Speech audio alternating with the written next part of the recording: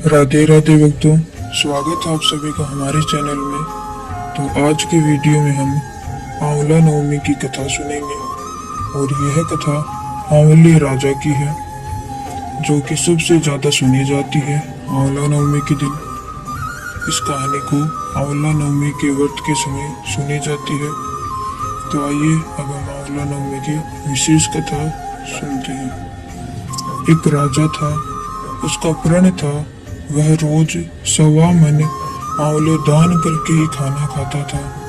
इससे उसका नाम आंवले राजा पड़ गया। एक दिन उसके बेटे बहू ने सोचा कि राजा इतने सारे आंवले रोज दान करते हैं, इस प्रकार तो एक दिन सारा खजाना खाली हो जाएगा।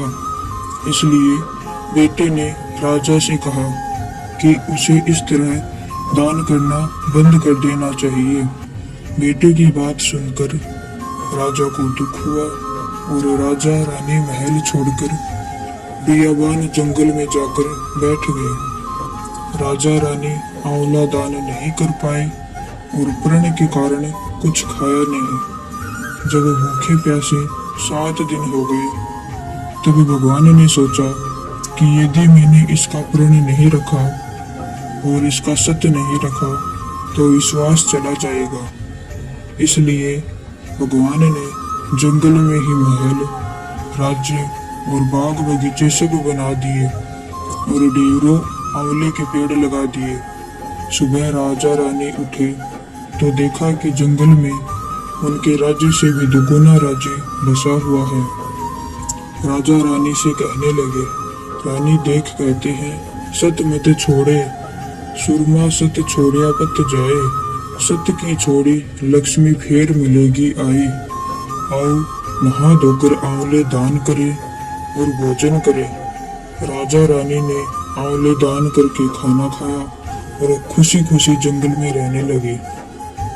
उधर आंवला देवता का अपमान करने और माता पिता से बुरा व्यवहार करने के कारण बहू बेटे के बुरे दिन आ गए। राज्य दुश्मनों ने छीन लिया, दाने दाने को मोहताज हो गए और काम ढूंढते हुए अपने पिताजी के राज्य में आ पहुंचे। उनके हालात इतने बिगड़े हुए थे कि पिता ने उन्हें बिना पहचाने हुए काम पर रख लिया। बेटे बहू सोच भी नहीं सकते कि उनके माता पिता इतने बड़े राज्य के मालिक भी हो सकते हैं। सो उन्होंने भी अपने माता पिता को नहीं पहचाना। एक दिन बहू ने सास के बाल गुथते समय उनकी पीठ पर मस्सा देखा। उसे यह सोचकर रोने आने लगा कि ऐसा मस्सा मेरी सास के भी था। हमने ये सोचकर उन्हें आंवले दान करने से रोका था कि हमारा धन नष्ट हो जाएगा। आज वे लोग न जाने कहाँ होंगे। यह सोचकर बहू को रोना आने लगा और आंसू टपक टपक कर सास की पीठ पर गिरने लगे।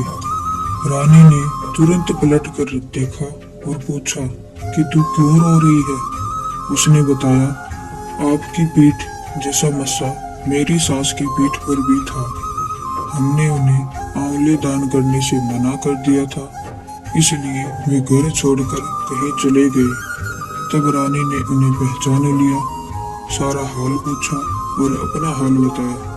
अपने बेटे बहू को समझाया कि दान करने से धन कम नहीं होता बल्कि बढ़ता है। बेटे बहू भी अब सुख से राजा रानी के साथ रहने लगे। हे भगवान, जैसा राजा रानी का सत रखा वैसा सबका सत रखना, कहते सुनते सारे परिवार का सुख रखना। तो भक्तों, ये थी आंवला नवमी की कथा। आपको ये कथा कैसी लगी कमेंट करके जरूर बताइएगा और अच्छी लगी हो तो वीडियो को लाइक कीजिएगा और चैनल को सब्सक्राइब कीजिएगा। राधे राधे।